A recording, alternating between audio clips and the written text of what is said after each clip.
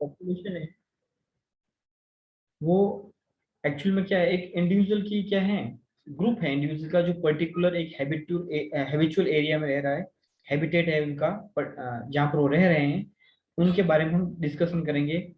हम कौन कौन सा है इम्पोर्टेंट जो टॉपिक है related to the population attribute.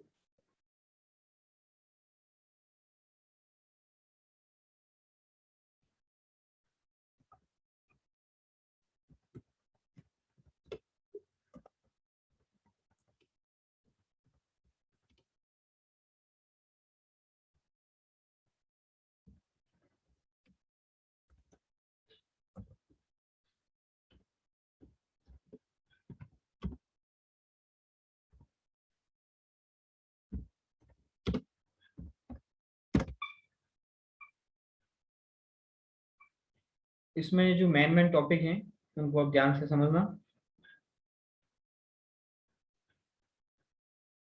Population attribute के अंदर मेन मेन टॉपिक जैसे बर्थ रेट, यानी कोई भी पॉपुलेशन है जिस जगह रह रही है उन पॉपुलेशन के अंदर बर्थ रेट भी होगी, रिप्रोड्यूस करेंगे, उनके ऑफस्प्रिंग होंगे, उनके बच्चे होंगे, ठीक है ना। दूसरा दूसरा जो है वो डेथ रेट होगी। डेथ रेट का मतलब है कि जो एज में हो जाएंगे या किसी सर्कमटेंस की वजह से उन पर्टिकुलर पॉपुलेशन के इंडिविजुअल की डेथ भी होगी, यानी कोई भी लिविंग थिंग्स है दे विल बर्थ, उनका बर्थ होगा, उनकी डेथ भी होगी, ठीक है। तो living things will born and die, ये तो सर्कुलर है, लाइफ स्पैन होती है हर एक की। तो दोनों नोट होगी कि जो पर्टिकुलर टाइम पीरियड में कितने तो ऑफस्प्रिंग हो रहे हैं, कितने रिप्रोड्यूस हो रहे हैं, दूसरा कितने इंडिविजुअल की डेथ हो रही है। ये एक रेशियो बनेगा, इसको हम डिस्कशन करने के बाद में। सेक्स रेशियो, सेक्स रेशियो का मतलब जो पॉपुलेशन है उसके अंदर मेल और फीमेल होंगे, उनका रेशियो कितना होगा। एक्चुअली में अगर कोई भी पॉपुलेशन है उसमें बैलेंस रेशियो होना चाहिए। बैलेंस मतलब 1:1, यानी 1 मेल और 1 फीमेल वाला रेशियो क्या होना, इक्वल होना चाहिए। अगर ये नहीं है तो ये भी प्रॉब्लमेटिक है। अभी ह्यूमन पॉपुलेशन के अंदर देख लो, जो गर्ल्स बॉयज का रेशियो है वो इक्वल नहीं है। राजस्थान के केस में तो बिल्कुल भी नहीं है, बाकी स्टेट में भी नहीं है। तो ये रेशियो नहीं है, तो ये भी पॉपुलेशन के जो डेंसिटी है प्लस पॉपुलेशन के अंदर जो फंक्शंस हैं वो इक्वली अच्छे से नहीं हो पाते हैं।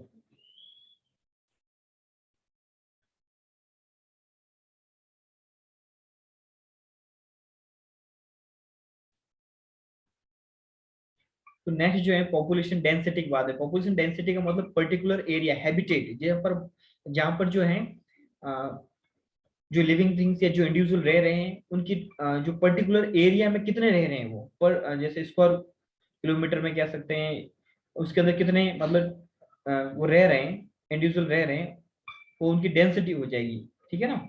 The population at any given time is composed of individual and different age group as.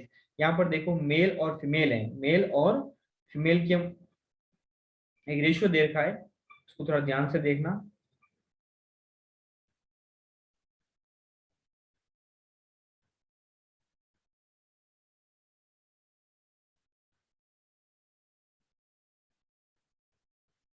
तो यहाँ जो ये रेशियो है इस जगह पर जो ये रेशियो है यहाँ पर मेल और फीमेल का, ये मेल है यहाँ पर 2014 इंडिया में 2014 का रेशियो है, और फीमेल का है ये। तो यहाँ देखो जो एज ग्रुप है, एज ग्रुप 13 का एज ग्रुप का देख लो कितना रेशियो है 16। जो ये एज है उनके मिलियन के अंदर पॉपुलेशन दे रखी है, गर्ल्स और बॉयज दोनों की, यानी मेल और फीमेल की दे रखी है। ये 2014 का रेशियो है, यानी हमारे जो इंडिया है, इंडियन कंट्री के अंदर कितने मेल और फीमेल हैं, ठीक है ना। और एज ग्रुप के साथ में ये एक ग्राफ प्लॉट किया गया है, ठीक है ना। उसके बाद में एज पिरामिड। अब एज पिरामिड्स क्या होते हैं, if the age distribution is plotted for the population, जैसे दे रखा है यहाँ पर, the resulting structure is called age pyramid. जो रिजल्टिंग स्ट्रक्चर होगा वो एज पिरामिड कहलाएगा। ये भी एज पिरामिड की तरह देखो, यहाँ पिरामिड बढ़ रहा है, इंक्रीज हो रहा है इस तरह से। इसको हम आगे नेक्स्ट स्लाइड में समझ लेंगे। और the shape of pyramid reflect the growth status of the populations, expanding growing populations, stable population and decline population। यानी जो पिरामिड होंगे, पिरामिड का मतलब है कि पिरामिड तुम्हें पता है इस तरीके से होता है, ये तो होगा जो रियल पिरामिड है, और एक उल्टा भी होता है इन्वर्ट, ये तो हो गया नेचुरल। इस तरह के पिरामिड होते हैं जो इजिप्ट में है, इस तरह का शेप होगा, ठीक है ना, इस तरीके से हो सकता है कंप्लीट। है ना। और दूसरा होगा जो इन्वर्ट होगा, यानी उल्टा होगा, इन्वर्ट इस तरह का होगा। तो ये पॉपुलेशन के अंदर हम लोग क्या ले सकते हैं, डाटा लेंगे और उनको दो रखेंगे, एक्स और वाई एक्सेस पर रखकर इस तरीके से जो डाटा को अरेंज करेंगे तो पिरामिड शेप के जो हमारे ग्राफ प्लॉट होंगे, उसको भी समझ लेंगे फर्दर आगे। तो जो पॉपुलेशन की ग्रोथ है, तो size of population keeps change with the time. तो टाइम के साथ साथ पॉपुलेशन की जो साइज होती है बढ़ती रहती है इंडिविजुअल की। हम बात करें इंडिया की पॉपुलेशन की बात करें in case of human beings, तो पहले जो है जब कंट्री हमारा इंडिपेंडेंट हुआ था 1947 में, उस समय तो पॉपुलेशन बहुत ही कम थी। लेकिन आज हम बात करें तो बहुत ही ज्यादा पॉपुलेशन है, लिविंग थिंग्स में बात करें ह्यूमंस की तो बहुत ही ज्यादा ओवर पॉपुलेटेड हो गया एरिया पूरा। तो इसका मतलब ये हो गया, अगर हम लोग टू 1947 की बात करें, उस समय जो पॉपुलेशन थी इंडिया के पूरे स्क्वायर किलोमीटर में देख लें हम लोग, तो वो बहुत ही कम थी, ठीक है। लेकिन अगर आज हम देखें तो आज पॉपुलेशन इतने हग अमाउंट में है, तो ये रिवर्स बनेगा आज के अमाउंट में। तो इस तरह का जो होगा ग्राफ प्लॉट होगा, यानी आज की पॉपुलेशन बहुत ही ज्यादा है, उस समय पॉपुलेशन बहुत ही कम थी। तो इस तरीके से देख सकते हैं पॉपुलेशन की डेंसिटी कि 1947 में पॉपुलेशन की डेंसिटी बहुत ही कम थी। उसके रीजंस बहुत सारे थे, रिवोल्यूशन हुआ था, डेथ रेट बहुत हाई थी उस समय, अच्छी मेडिकल कंडीशन नहीं थी। तो ये सब रीजन होते हैं इनके पीछे। तो मैंने अभी थोड़ी देर पहले कहा था कि जो पॉपुलेशन आर्टिफिशियल है उसके अंदर जो पॉपुलेशन की जो पॉपुलेशन टाइम के साथ कम और बढ़ सकती है, डिपेंड करेगा सरकमटेंसेस। हमें धीरे धीरे उन सब सरकमटेंसेस को, उन मेन मेन चीजों को स्टडी करना है जो पॉपुलेशन के एट्रीब्यूशन में रिस्पॉन्सिबल है सबके सब। तो पॉपुलेशन की जो ग्रोथ बढ़ेगी घटेगी या कांस्टेंट रहेगी, जो ग्रोथ है पॉपुलेशन की, यानी नंबर ऑफ इंडिविजुअल है पर्टिकुलर, जैसे in case of human beings male female के गए तो रेशियो हो गया, लेकिन उनका कंबाइंड फॉर्म में पर्टिकुलर एरिया में कितने बढ़ेंगे कितने घटेंगे, रिप्रोडक्शन के थ्रू नंबर ऑफ पॉपुलेशन बढ़ती है तो आगे से आगे रेशियो डबल ही होता है। लेकिन वो रेशियो किस कंडीशन में रिप्रोड्यूक्शन होगा पॉपुलेशन के बीच में, कैसे रेशियो बढ़ेगा, किस तरीके से कांस्टेंट रहेगा, उन सब के रीजन है। पहला है फूड अवेलेबिलिटी। अगर अच्छा फूड होगा तो इंडिविजुअल की ग्रोथ अच्छी होगी, ग्रोथ अच्छी होगी तो मेच्योरिटी की तरफ जाएगा, मेच्योरिटी में आएगा रिप्रोडक्शन होगा, और रिप्रोडक्शन होगा तो आगे पॉपुलेशन इंक्रीज हो गई। लेकिन अगर अच्छा फूड नहीं मिलेगा तो मेच्योरिटी नहीं आएगी, अच्छी ग्रोथ नहीं होगी, बॉडी में प्रोडक्शन नहीं होगा तो पॉपुलेशन नहीं बढ़ेगी, कांस्टेंट हो जाएगा यहाँ पर। वेदर कंडीशन, यानी क्लाइमेट अच्छा होगा तो ब्रीडिंग बढ़ सकती है, और अगर क्लाइमेट ही अच्छा नहीं है तो फिर फेवरेबल कंडीशन नहीं होगी तो ग्रोथ भी नहीं होगी, इतनी अच्छी ग्रोथ भी नहीं हो सकती, रिप्रोडक्शन भी नहीं हो सकता, सब कंडीशन फेवरेबल चाहिए। प्रीडेटर प्रेशर, प्रीडेटर प्रेशर का मतलब एक इंडिविजुअल दूसरे इंडिविजुअल को क्या कर सकता है, किल कर सकता है, प्रिडिक्ट कर सकता है, उससे पॉपुलेशन डिक्रीज हो जाएगी। अगर कार्निवोरस जैसे लॉयन ज्यादा बढ़ गए तो वो गोट वगैरह है दूसरे एनिमल्स को, वो प्रे को खा लेंगे वो, तो उनकी पॉपुलेशन कम हो जाएगी, एक दूसरे को कंट्रोल होता है ये भी। कंपटीशन, यानी फूड, जैसे सपोज मान लेते हैं कंपटीशन वर्ड, अगर कहने का मतलब फूड रिसोर्सेज हैं, ग्रास की बात करें हम, ग्रास लैंड है, ग्रेजिंग की बात करें तो बहुत सारे हर्बीवोर होंगे, ग्रास ग्रास के लिए compete करेंगे, एक दूसरे को क्या करेंगे, compete करके वहां पर ग्रासिंग करेंगे, जैसे गोट है, हॉर्स हैं, दूसरे एनिमल्स हैं जो हर्बीवोर्स हैं, ठीक है। तो एक दूसरे को compete करेंगे तो खाने के लिए कम मिलेगा तो उन सबकी ग्रोथ क्या होगा, ग्रोथ रुकेगी वहां पर। यानी फूड के लिए कंपटीशन होता है, कंपटीशन बहुत सी चीजों के लिए होता है, आगे डिस्कशन करेंगे हम। यानी पॉपुलेशन की जो ग्रोथ है उनको ये फैक्टर्स कंट्रोल करते हैं, फोर फैक्टर हैं जो बहुत ही इंपॉर्टेंट है। इन सब की वजह से पॉपुलेशन की डेंसिटी पे बहुत ही बड़ा फर्क पड़ता है। एक पर्टिकुलर हैबिटेट यानी रहने की जगह है जहाँ पर पॉपुलेशन है, इंडिविजुअल है, उसको पॉपुलेशन बोल रहे हैं, उनकी डेंसिटी घट और बढ़ सकती है, कांस्टेंट भी रह सकती है अगर ये फोर फैक्टर चेंजेज होते रहें तो। अगर ये फोर फैक्टर हैं जो रिस्पॉन्सिबल होते हैं पॉपुलेशन की ग्रोथ को लेकर, डेंसिटी को लेकर, अगर ये कांस्टेंट है तो पॉपुलेशन कांस्टेंट रहेगी, और अगर इनमें वेरिएशन आएगा तो पॉपुलेशन की जो डेंसिटी उसमें भी वेरिएशन आएगा। किस तरीके से वेरिएशन होगा, we will discuss in the next slides. The natality and immigration contribute to increase the size and density of the population, ठीक है। Mortality and immigration contribute to the decrease in the population, so the equation for the population growth is, अगर population growth के लिए अगर हम लोग mathematical वे में देखें तो एक टाइम, इसको थोड़ा नोट्स के फॉर्मेट में देख लेते हैं जल्दी समझ में आ जाएगा। यहाँ पर देखो आप, वो कलर्ड स्लाइड थी, इसके अंदर देखो क्या होता है।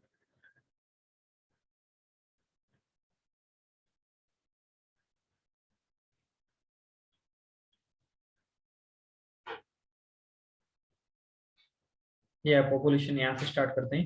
तो यहाँ थोड़ा नोट्स फॉर्मेट में एक बार समझ लेते हैं कि किस तरीके से आ रहा है। तो पॉपुलेशन एट्रीब्यूट के अंदर the population refer to the organism living in a group in a well defined geographical area. Geographical area actual में हैबिटेट है जहां पर वो इंडिविजुअल रह रहा है, ठीक है ना। हैबिटेट और हैबिट में फर्क होता है, थोड़ा ध्यान रखना। हैबिटेट का मतलब particular area where the organism live, रहते हैं वहां पर, ठीक है ना।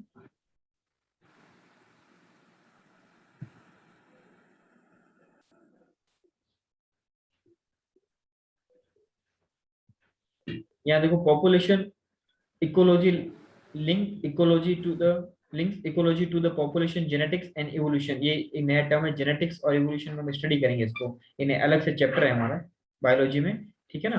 तो जो सर बर्थ ये कौन रेट सा है, चैप्टर है? हाँ बेटा जेनेटिक्स वाले एक रिएक्शन, जेनेटिक्स की पूरी पूरा यूनिटी है बेटा हमारा, उसमें आएगा, उसमें जी सर। स्टडी, ठीक है ना, उसमें स्टडी करेंगे हम जेनेटिक्स एंड इवोल्यूशन के अंदर। तो जो पॉपुलेशन की बात कर रहे हैं हम लोग, उस पॉपुलेशन जो घट और बढ़ सकती है, ग्रोथ उससे कम और ज्यादा हो सकती है। तभी थोड़ी देर पहले हमने स्लाइड में डिस्कशन किया था। तो बर्थ रेट है वो, जितनी ज्यादा बर्थ रेट बढ़ेगी, रिप्रोडक्शन ज्यादा होगा, तो पॉपुलेशन इंक्रीज होगी, डेंसिटी इंक्रीज होगी पर्टिकुलर जियोग्राफिक एरिया के अंदर।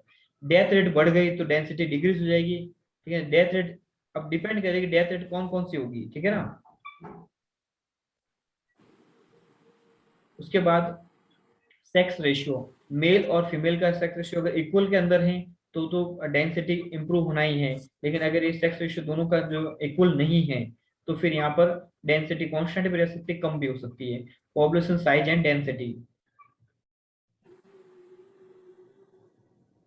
यहाँ age pyramid for the human population. अभी मैंने पिरामिड के बारे में डिस्कशन किया था, हम एज को लेकर पिरामिड बना लेते हैं, ठीक है ना। तो यहाँ ये जो पिरामिड्स हैं वो क्या किसको शो कर रहे हैं, एज को शो कर रहे हैं। Age pyramid refer to the structure represent the age distribution of a population. Population का मतलब एक स्पीसीज की बात कर रहा है, ह्यूमन बींग्स की ले सकते हैं, दूसरे किसी भी एनिमल्स की ले सकते हैं। तो पॉपुलेशन एक स्पीसीज की बात कर रहा है, पर्टिकुलर स्पीसीज है, ठीक है। और उस स्पीसीज के अंदर मेल और फीमेल दो हो सकते हैं, ठीक है। रिप्रोडक्टिव टाइप का हो सकता है, सेक्सुअल हो सकता है, सेक्सुअल रिप्रोडक्शन हो सकता है उसमें। तो अलग अलग टाइप के होते हैं, लेकिन हमारे कोर्स के हिसाब से हम चलेंगे। The shape of pyramid refer to the growth status of the population, whether it is growing, stable or decline। यानी जो एज की पिरामिड है उसके साथ में क्या हो सकता है, कांस्टेंट एज के हो सकते हैं, कम हो सकते हैं, बढ़ सकते हैं। तो एक्सपेंडिंग या प्री रिप्रोडक्टिव अगर ज्यादा मतलब अभी तक वो मेच्योर नहीं हुए और उसके अंदर एज की देखो बहुत ही ज्यादा पॉपुलेशन है उसकी, उसके बाद धीरे धीरे रिप्रोडक्शन होगा, देन एज कम होती जाएगी उनकी जैसे जैसे बढ़ते हैं, तो ये पोस्ट रिप्रोडक्टिव टाइप का होगा। तो ऐसा पिरामिड रियल पिरामिड की तरह दिखेगा देखो नेचुरल के अंदर। अब स्टेबल जो होगा वो इस तरीके से होगा, और डिक्लाइन का मतलब धीरे धीरे एज के साथ रिप्रोडक्टिव प्रॉपर्टी भी कम हो जाएगी और दूसरे भी कम हो जाएंगे।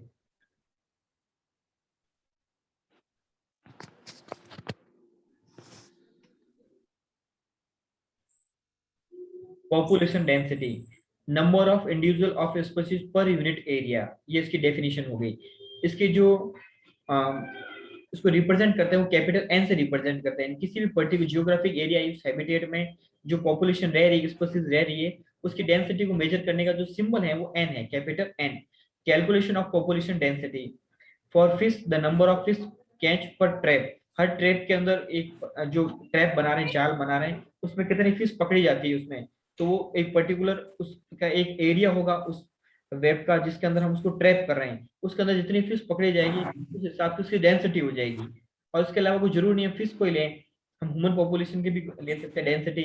एक पर्टिकुलर एरिया, एक टेरेस्ट्रियल जगह है, उस पर कितने लोग रह रहे हैं एट प्रेजेंट लिविंग थिंग्स, कितने ह्यूमन बींग्स रह रहे हैं, उस पॉपुलेशन की डेंसिटी निकाल सकते हैं। यानी हर एक जो स्पीसीज है उसकी डेंसिटी हम लोग मेजर कर सकते हैं। पॉपुलेशन ग्रोथ, अब पॉपुलेशन की ग्रोथ है वो बढ़ेगी या घटेगी, क्या होगा वो डिपेंड करेगा कि उसके जो अबायोटिक फैक्टर कितने उसको अवेलेबल है, कितना जो एनवायरमेंटल फेवरेबल है। The size of population which keep on the changing depending on the various factor. Food availability, अच्छा खाने मिलेगा, इंडिविजुअल की ग्रोथ होगी, इंडिविजुअल की ग्रोथ होगी तो वो जल्दी मैच्योर होगा, मैच्योरिटी आएगी तो उसमें रिप्रोडक्टिव मैच्योरिटी आएगी, रिप्रोडक्टिव मैच्योरिटी आएगी, वो ऑफस्प्रिंग देंगे, बच्चे होंगे उनके, उनके बच्चे वापस ग्रोथ करेंगे, फिर रिप्रोडक्शन होगा, पॉपुलेशन बढ़ेगी, ठीक है ना। प्रीडेशन प्रेशर, अगर प्रीडेटर हैं तो उस प्रीडेटर का मतलब एक रहने वाले लिविंग थिंग्स को दूसरे लिविंग थिंग्स होते हैं वो खा जाते हैं, वो किल कर देते हैं फॉर देयर फूड। तो एक पर्टिकुलर पॉपुलेशन की तो ग्रोथ कम हो जाएगी और दूसरे की बढ़ जाएगी, तो ये प्रेडेटर हो गया। वेदर कंडीशन, अगर वेदर कंडीशन अच्छी नहीं है, एनवायरमेंटल कंडीशन नहीं है, फेवरेबल नहीं है, तो रिप्रोडक्शन रुक जाएगा, वहां पर ग्रोथ नहीं हो पाएगी इंडिविजुअल की, तो पॉपुलेशन की जो ग्रोथ रुकेगी, डेंसिटी भी उसमें अफेक्टेड होगी। A fluctuation in the population density is due to the change in the four basic process। Four basic process से इसमें फर्क आता है। नेटेलिटी, अब ये नेटेलिटी क्या होती है? The number of birth during a given period in a population that are added to the initial population density, उसे बोलते हैं नेटेलिटी। यानी शुरुआत के अंदर हमें पर्टिकुलर टाइम पीरियड के अंदर कितने बर्थ हो रहे हैं, कितने बच्चे हो रहे हैं उस पॉपुलेशन के अंदर, तो उसे बोलते हैं natality. Mortality, the number of death in A population during the given time, यानी एक पर्टिकुलर टाइम पीरियड में कितने हैं जो लिविंग थिंग्स की डेथ हो रही है। उसके बाद immigration, immigration number of individual of A same species have come into the habitat from the elsewhere, यानी दूसरी जगह से उस जगह पर उसी पॉपुलेशन से कितने इंडिविजुअल आकर ऐड हो रहे हैं उसमें, उसे बोलते हैं इमिग्रेशन। ठीक है ना। उसके बाद एमिग्रेशन, एमिग्रेशन का मतलब होता है कि कितने लिविंग थिंग्स उस पर्टिकुलर हैबिटेट को छोड़ रहे हैं लिविंग पर्टिकुलर टाइम पीरियड के अंदर, यानी उस लिविंग हैबिटेट को छोड़कर जाने वाले तो कहलाएंगे एमिग्रेशन, और आने वाले कहलाएंगे इमिग्रेशन। अभी आई होप तुम्हें टर्म समझ में आ गए होंगे। नेक्स्ट देखो, representing the population density, mathematically हम किस तरीके से जो डेंसिटी को रिप्रेजेंट कर सकते हैं उसको देखते हैं। ये एक इक्वेशन है, उसके अंदर देखना, ध्यान समझ देता, ये डिफरेंशिएशन इक्वेशन के फॉर्म में भी लेंगे इसको बाद में। तो यहाँ देखो आप, तो एन पॉपुलेशन की डेंसिटी हो सकता है कैपिटल एन, टी एक टाइम पीरियड है, और साथ में उस टाइम पीरियड के अंदर छोटा सा वन टाइम हम ऐड कर रहे हैं, पर्टिकुलर टाइम पीरियड में वन टाइम ऐड कर रहे हैं, तो population density at time T, एक पर्टिकुलर टाइम टी के ऊपर हम उस पॉपुलेशन की डेंसिटी देखते हैं, पर्टिकुलर इंडिविजुअल उसमें काउंट करते हैं हम एक जियोग्राफिकल एरिया में, यानी ये एरिया है, जैसे वो इंडिविजुअल हो गए ए प्लस बी, तो दो, ये पूरा ग्रुप हो गया, एक मेल और फीमेल का टू हो गए दोनों। अब टी टाइम के अंदर ये, ठीक है, अब टाइम बढ़ेगा तो टी वन आ जाएगा, टी प्लस वन टाइम, यानी टाइम बढ़ेगी तो इन दोनों से रिप्रोडक्शन होगा, तो और इंडिविजुअल और आएंगे, तो सी और आ गया तो थ्री हो गए, सी के बाद वापस से इनके और होगा तो डी आ जाएगा, तो टाइम के साथ साथ पॉपुलेशन बढ़ रही है, ठीक है, और घट भी सकती है, डिपेंड करेगा सिचुएशन पे। बर्थ रेट, यानी उसके अंदर कितने बर्थ होगी, सपोज मान लो ए और बी से सी और डी की बर्थ हो गई। डेथ रेट, उसके बाद सी और डी आने के बाद सोचो बी की डेथ हो गई, बी यहाँ से रिमूव हो जाएगा उस पर्टिकुलर एरिया में से। इमिग्रेशन का मतलब कोई बाहर से ई और आके ऐड हो गया, इसमें क्या हो गया, ई ऐड हो गया, तो पहले इंडिविजुअल फोर थे, फाइव हो गए, और एक की डेथ हो गई तो फोर वापस कांस्टेंट हो गए, और ये क्या होगा, इमिग्रेशन होगा। इमिग्रेशन में क्या है, जैसे ए इस जगह को छोड़ के चला जाता है। नेक्स्ट,